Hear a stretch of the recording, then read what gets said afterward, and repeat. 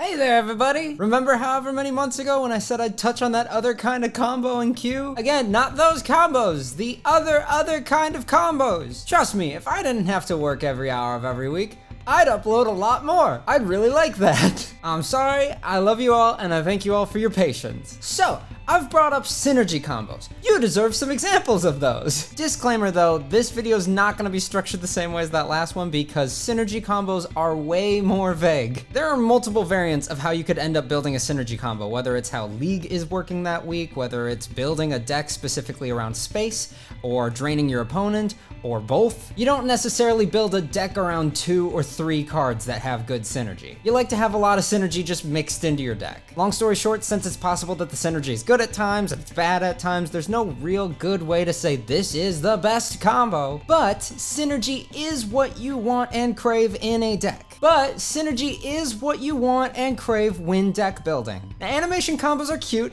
but they don't win you League games. Having good synergy in your deck is what gives you advantage during matches. So I'm gonna give you a few examples exploring different realms of where you could find your synergy depending on how you want to build your deck. I am absolutely positive that I'm gonna miss out on mentioning some specific beloved combo that's used right now during leagues or that's a favorite of a lot of people. And if that happens, please, by all means, call me out on it and comment it down below so that me and the rest of the community can know about it. We thank you greatly. All right, let's get started. Perfectly lined up synergy. An example of this is World Turtle and Planet X. With World Turtle, when played, if you have exactly 4 arts and culture cards in your deck, wherever they are, those gain 14 power until played. That repeats with every album in your deck that you have exactly 4 cards from. With Planet X, when played, if you have 9 or fewer space cards, wherever they are, they gain 14 permanently. If your deck has exactly 4 space cards, they all gain an extra 14 power until played. So this combo would work perfectly for a deck built with exactly 4 space cards in it. After you play Planet X and World Turtle, those space cards will have an additional 42 power next time they're played. Now only 14 of that is permanent, but keep in mind that if you literally play your cards right, you have a chance to have effects like that pop up 3 times a game. So third time around, your space cards will have received an extra 42 power permanently,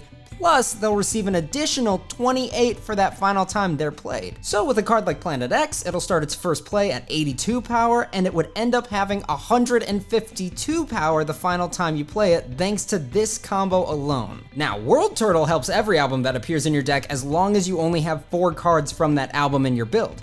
So, you could theoretically build a deck that has 4 ocean, space, history, and science cards with 2 cards from any remaining album. Nearly your entire deck would end up with a 14 power boost until played, which is pretty dang great. You could potentially even end up barely making a rainbow deck out of this. Let me talk about that real quick. A rainbow deck and rainbow deck boosts. So, as far as I know, a rainbow deck quite literally just means that you have a whole variety of albums in your deck. I typically go into my League games with a rainbow deck. I like having variety. World Turtle is a great card to include in a rainbow deck as it could give up to 16 total cards, 14 power until played. Heimdall is a must-have everybody talks about if you can get your hands on it. Almost always, you'll play this card on turn 1 of a round and he'll give all of your cards for the round plus 30 power. Eros also rocks. If you have exactly 2 cards from an album in your deck, those cards gain 20 power until played. Balancing Eros and World Turtle would be up to you, considering Eros needs exactly 2 cards from an album and World Turtle needs exactly 4, but they can be very effective together. Munchkin could be really helpful, giving you 40 power for 2 turns. Theory of Everything is also really nice, although it only helps science cards. The 24 power it gives is permanent. The beauty of a rainbow deck is that it gives you a lot of play space when you're considering how to build your deck. You're not boxed into just 1 or 2 albums. Like, there'll be a handful of combos you see in this video that could all work well in a rainbow deck. Perfectly lined up based on theme. This is close to that first topic I mentioned. Let's talk about Golden Rainbow and Eden Project. With Golden Ratio, when played, if your deck has 11 or more science cards, your life on land cards, wherever they are, gain 19 power until played. With Eden Project, when drawn, if your deck has 9 or more science cards, your life on land cards, wherever they are, gain 18 power this round. So this combo works well for a deck built with, at minimum, 11 science cards and at least a few life on land cards to receive the boost. Let's say you have Cheetah, which has 88 power in your deck. This combo will make Cheetah's power for the round go from 88 to 125. Now I get it, once Cheetah's played, that perk goes away. You're not stacking the power there. That doesn't mean that it's irrelevant though. Sometimes that PPE is helpful for the deck that you're building or whatever league is doing that week. You could even replace Eden Project in this combo with Charles Darwin. If you build your deck the exact same way as before, whereas an Eden Project would be giving you an extra 18 power, Darwin will now give you an extra 30 power. So instead of Cheetah hitting 125 power on the turn, he'll hit 137 power. Heck, you could put all three in your deck. Same deck build, all boosts active, Cheetah will now have 155 power. It's important to remember that your deck is unique in whatever you choose to do with it. If your deck has at least 11 science cards and 7 life on land cards, maybe you look into synergy like this. Maybe you add Galapagos tortoises. If you split your deck evenly with exactly 9 science and 9 life on land cards, you'll find that there are cards even built for those specific deck builds, like Carl Linnaeus. Point being, if you wanted something like a deck that's just science and life on land,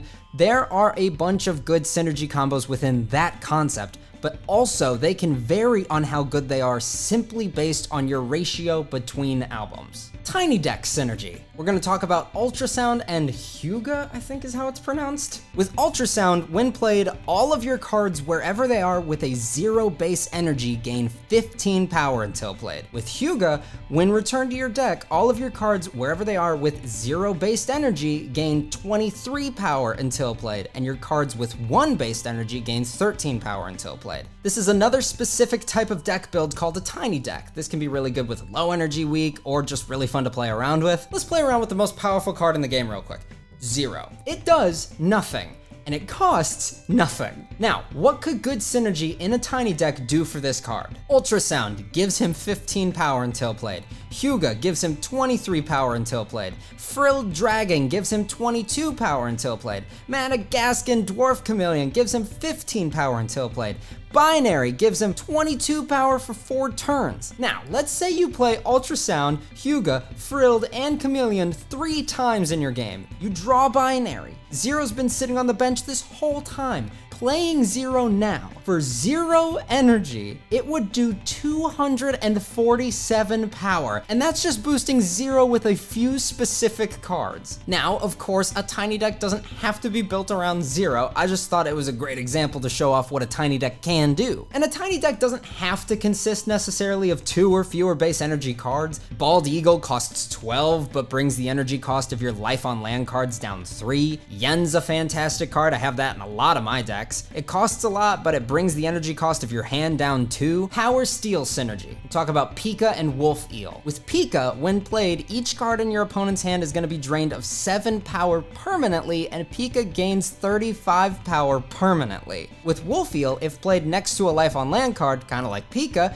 each card in your opponent's hand is going to be drained of 5 power permanently, and Wolf Eel gains 25 power permanently. This combo is particularly awesome in a drain deck when you're trying to continuously either weaken your opponent as the game goes on, or trying to counteract any boosts they may be trying to apply to get stronger over time. I mentioned them as a beautiful synergy combo because they both drain your opponent permanently and boost themselves permanently. That being said, you can find loads of quality drain cards to include in a deck with this combo. Nativity and Bonnie and Clyde are very similar cards. Nativity drains 4 power from each card in your opponent's hand permanently, and it gains 20 power permanently. Bonnie and Clyde does the same thing, but if you're losing, it doubles the effect. Asiatic Lion only attacks one of your opponent's cards, but it's still great. It drains one of their cards of 14 power permanently, and one of your cards gains 14 power permanently. Again, by no means is this every high quality combo or card to include in a drain deck. You've got cards like Hammerhead and Mitsuhide, which drain one opponent card permanently. You've got big hitters like Black Dog and Grim Reaper, which do the same, but on a far greater scale. You've got cards like Wink Murder and Grendel with both permanently draining the cards across from them. Can you successfully build around just cards that drain your opponent? Absolutely. I just want to give you some examples because, like I mentioned, you can build your deck any which way that you want, and maybe you only want a dash of drain deck in the mix for what you're doing. A Lock and Burn deck. Now you can build these separately if you want, but I'm combining them because I really like the combo of Loch Ness Monster and Phoenix. 2 other great ways to hurt your opponent's deck is by either locking cards in their hand, which for at least a turn will take away options options of what they could play against you, and burning their hand, which usually means the power of their cards in hand will continue to drain until they're played. The beauty of burn strategically is that either your opponent may be forced to play cards early and or weaker than they intended, or for some reason they may not have the energy to play those cards, and they could get stuck with a 0 power card now in their hand that they either have to sit with, taking up a space for the entire game, or they have to waste the energy while doing no damage to get it out of their hand. Loch Ness Monster, when returned, will lock the remaining cards in your opponent's hand next turn. Phoenix, when drawn, will burn your opponent's hand 14 until played, or 28 if you're losing the round. So, simply put, the strategy here is to lock them and burn them. And these two are just two personal favorites of how to get that job done. You've got other options. Great alternative lock cards. Jack Frost, Blue Dragon, Ymir can all lock an opponent's card. Eye of the Storm will lock all remaining cards for both parties the following turn. Triathlon's great because it can lock, drain, and increase the energy of opponent cards for the turn. Great alternative burn cards. Jack-o'-lantern and Raphael are two that I love and have in decks. Day of the Little Candles. Centennial Light's really interesting because it's actually somewhat up to you how long your opponent's hand burns. Cards like Inland Tapin and Merlin actually have the capability to lock and burn your opponent. Overall, I still think that one of the stronger two synergy combos for a lock burn effect is Loch Ness Monster and Phoenix, but don't let me stop you from using any of the other cards that I mentioned. You do you. An energy steal combo, we'll talk about the Gavel Goat and Hourglass Dolphin. It's funny because Hourglass Dolphin steals power, not energy. I just think that they're a great 1-2 punch against your opponent. But another great way to weaken your opponent is not only taking their energy per turn or round, but giving that energy to yourself, so your stronger cards are far likelier coming out against their weaker cards. With Gavel Goat, your cards become 1 energy cheaper to play, and when returned, you steal 2 energy from your opponent. With Hourglass Dolphin, when drawn, it gives your hand 8 power, steals 8 total power from the opponent, and you gain 8 energy. Now you've got a handful of cards out there that steal 2 or 4 energy from the opponent: Peregrine Falcon, Scorpion Fly, Asian Giant Hornet. Genghis Khan on Arena Match steals 5 energy from the opponent. Again, I know Hourglass Dolphin doesn't steal the energy, it just gives energy, but I still personally like that combo the most in this situation.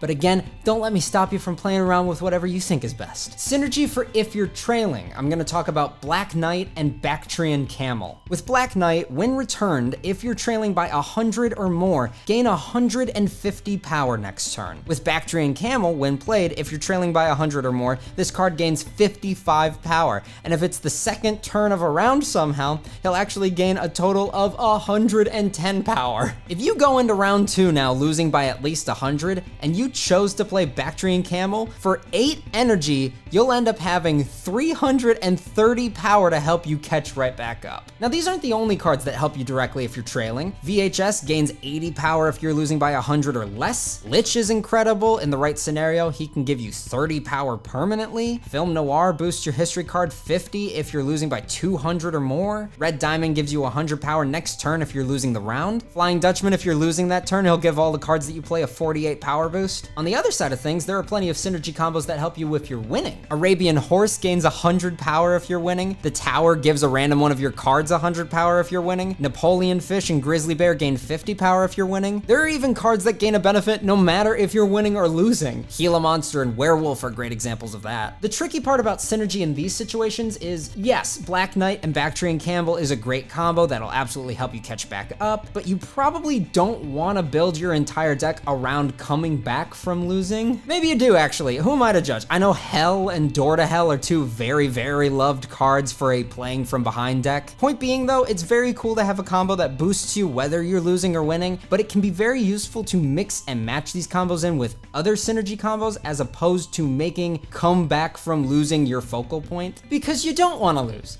You want to win. By all means though, build your deck however you fancy. Maybe I end up playing you in the future and you only have come back from losing cards and you beat me, and then I send you great game and you don't send anything back.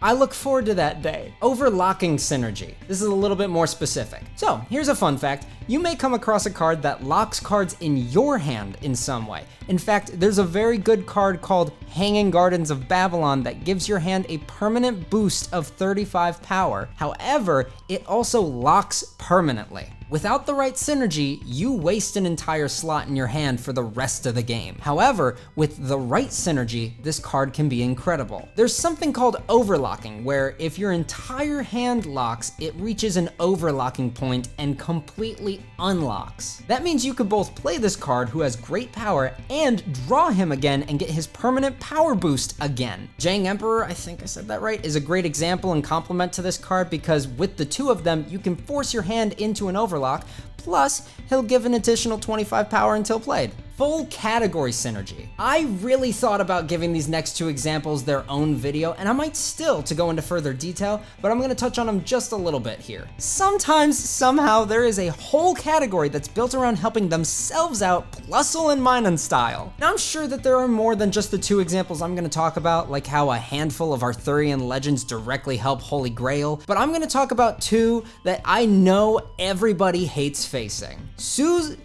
I can't even say it. Sue Black's in the bones. I hate myself for talking about it, but the people need to know. 10 out of 10 cards in that category help Sue Black cards. All of these boosts are until played, but they'll directly help two of the other Sue Black cards as well. Just within themselves, they'll continue to give each other power boosts while they're being played. Especially if you're new to the game and you're trying to find a lot of synergy to throw in your deck that will work, that is a great example. Another example that everyone hates playing against, 8 Immortals. Pretty much following the same concept as Sue Black, except some of these guys give permanent power boosts too. Now there are several outsider cards that help 8 Immortals and Sue Black on a more broad spectrum album-wise. This is just a great example of a lot of synergy on a specific scale. I'm gonna wrap this video up there. Now I know I didn't touch on a lot of very specific card and card synergy combos, but I wanted to touch more so on how synergy is very broad and the ways that you could use it to your advantage